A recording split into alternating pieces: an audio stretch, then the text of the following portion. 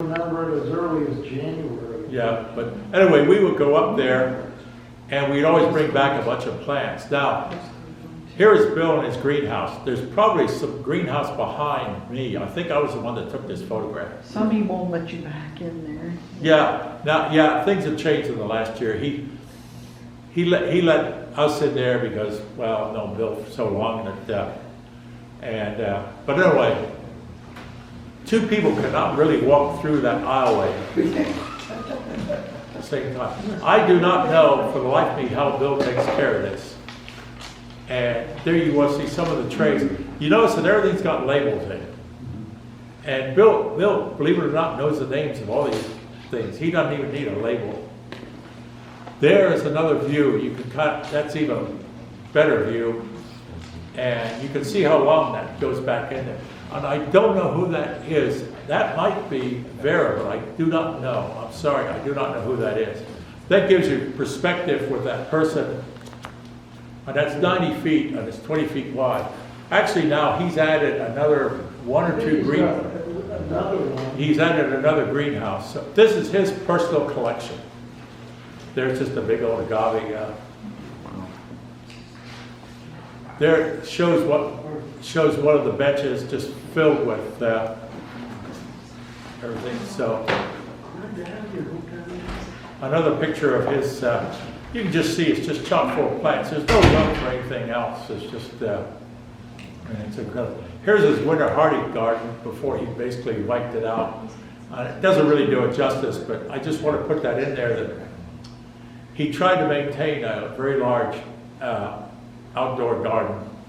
His idea, yes. Can I ask a question? On the photo before, Yeah, certainly. there was those white succulents. Does anybody know what those are? The what?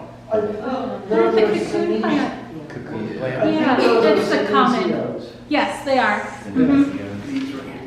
Yep. Yes. Okay. They get huge Yeah. when they're planted right and native. Well- They're bushes. I've killed like 3 of them. We must be related. Everything. They're super soft. Yeah, to maintain Yeah. that fuzziness, to get them to grow them Well- ideally, you need really, put them out in the sun. Yeah. I'll be Well- bringing some. Yeah, I think they're South Bring African. them when it gets cold, but in the summer, keep them I in the sun. Pardon? Okay. Cool. Everything in Bill's greenhouse, if it can get big, it will get big. If it can flower, it will flower. So, I mean, he has so many offsets and pups, which he generously shares with other people. All right, let's talk about our show and sale, which Doug earlier pointed out has been a staple of us financially. And I won't go over this, but provided source became an annual focal point, like Mike Mouse was talking about earlier. We try to get volunteers, and it takes a lot of planning and it takes a lot of effort to do this. And we've introduced the world of cacti to the public. And for years, up until like 2 or 3 years ago, we had the relationship with Franklin Park Conservatory. And I want to really stress this for anybody that attends our sale. As part of either volunteering or being a member, you get an advance opportunity to buy plants before they go on sale to the public. And believe me, what do we do? We had like $600 in sales before we, right, Doug? I mean, Yeah, something like that. like the Friday of setup, we had like $600 in sales with it. Yeah. And we had a big debate. We tried to have, whether we were going to have 1 or 2 shows a year, and it turned out that 2 shows a year was a disaster, so we centered on 1. And anyway, we started out in the conservatory classroom, which I've got some photographs. We moved to the atrium, we moved to the Floridian room, which is another disaster. We returned to the classrooms, we displayed plants at the Plantland store and a couple other times. Then we had the classroom debacle of 2017. Oh God, I guess. What happened is we were in the classrooms A and D through here, and the conservatory was supposed to be open at 10 o'clock. At 9:30, we had opened the conservatory, and they had a line going out almost to the parking lot to get in there. Well, because you couldn't walk around, it turned into people couldn't get in there, and they had to call in additional help from the conservatory. We broke them. We broke them, basically, and they It called. was a good thing the fire marshal was Right, yeah. not there because we had more people than we should have. in Right. this classroom. Well, and that's the year we sold out. Yeah, we sold out like at 1 o'clock. Yeah, there were empty tables Right, yeah. before we were half done. Because didn't we have some of Vera's plants that year? Yeah, Yeah, yeah. Yeah, that was the year we had Vera's. yeah, so then so the conservatory had a board meeting, and they said this can't happen again, so they moved us to the Wells Barn, which is right down here.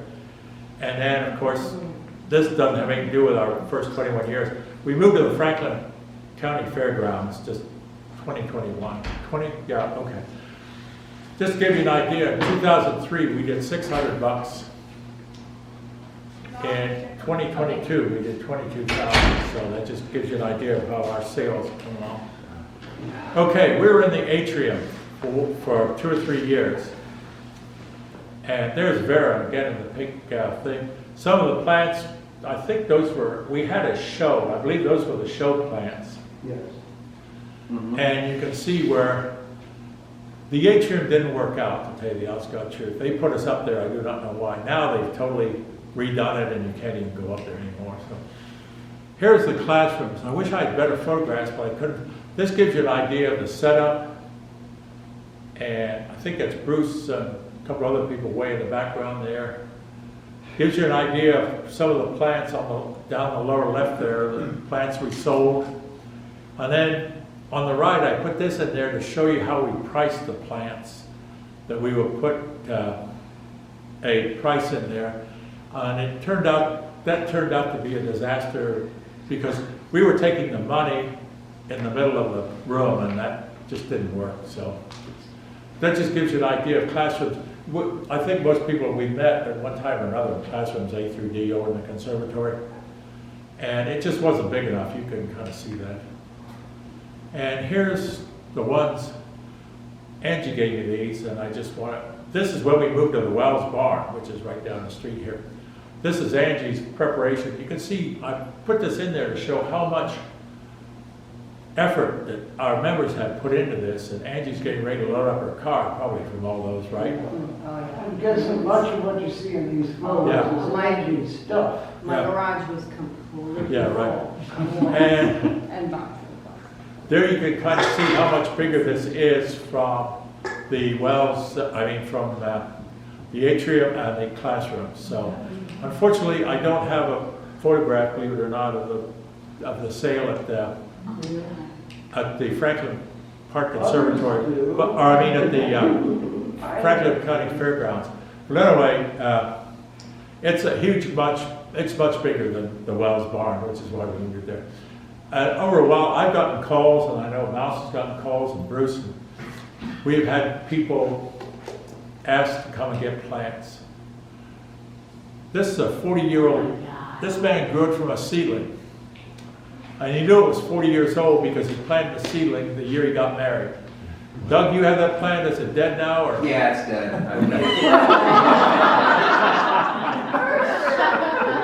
It already had the epidermis fungus on it already. So anyway, this gentleman called me up, said he was going to put it out in the trash. Would I come and get it? Is he the same person who also offered Golden Barrel? I don't think so. Yeah, another one. I know we've had, I'm just putting in several here just to give you an idea of what, getting this in and out of the trunk of my car was kind of interesting. Only they're getting candelabra choias, candelabra choias. This gentleman in Grove City called me up and said, hey, I want these plants taken out of my yard. And here's the imbricata that I took out. There it is before I took it out. And I asked the gentleman, I said, why are you taking this out? Because my wife wants to grow daylilies. Okay, and your wife is still alive, why on this? And then I went up to Bell Fountain and rescued this Opuntia because it flowered and bees just love the big yellow flowers. Well, her son was just extremely allergic to bee stings. So she wanted that plant out of there to get rid of the bees, so I went up there and took it, and I still have cuttings of that, I planted them, so. We're gonna have another one of those. But, We've got somebody else that's contacted us that the club will be arranging dates to go dig up her bunches. It's all down the side of her new house. oh, okay, So we're gonna have another one of those. all right. Yeah, we've had, I mean, Mouse and I went out to Grove City there and rescued some plants, and this is just an example of the fact that the club, they've either gotten on, they know about us, they look us up. I get calls, can you come and, I don't have this plant. We've had 2 examples of this.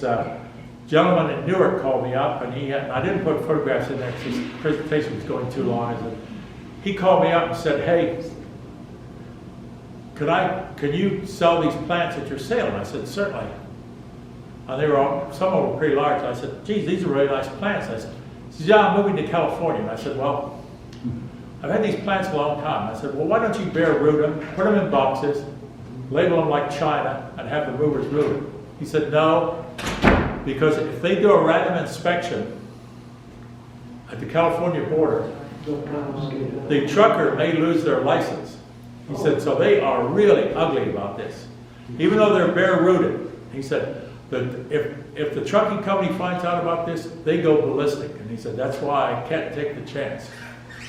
So anyway, the other one was, we had a gentleman who was from University of West Virginia. He called me up and said, I've got this collection, let's call them Pachypodium kind of plants, Codex kind of plants. Could I sell them at your sale? I said, certainly.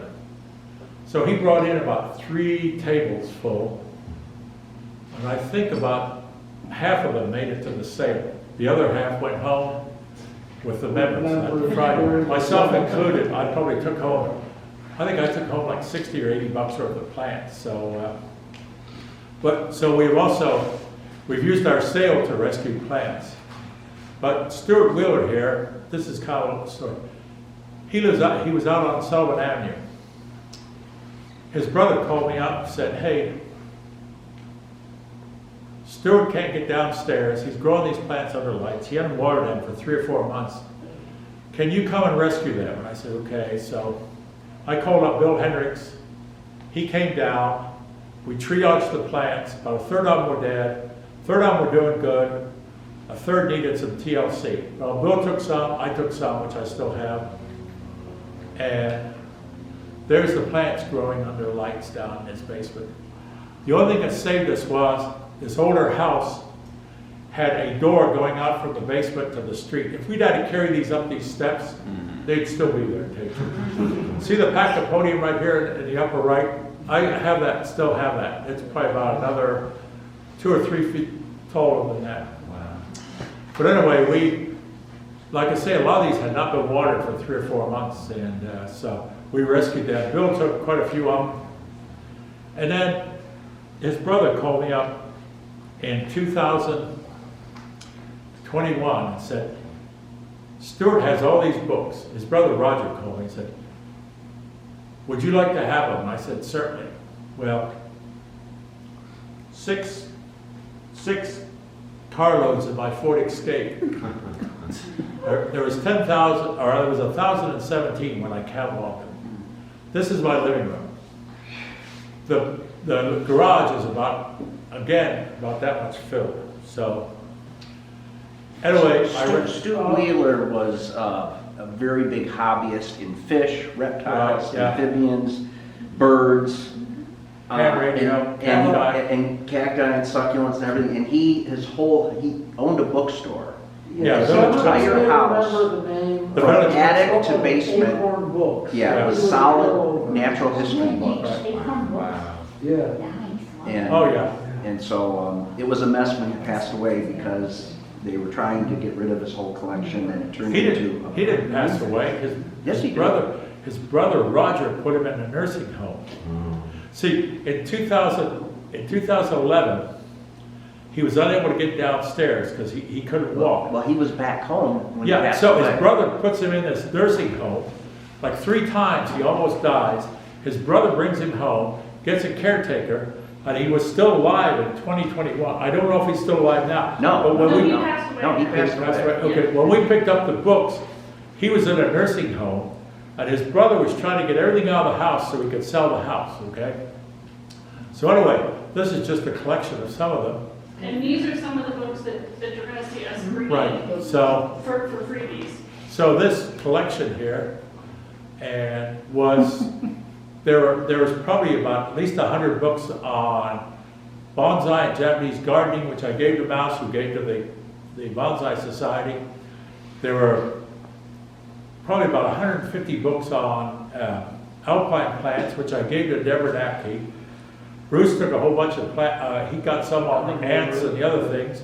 Bill Hendricks took about 25. I gave him first choice. And Angie came in and took a lot of the books on perennials and trees and the rest of them.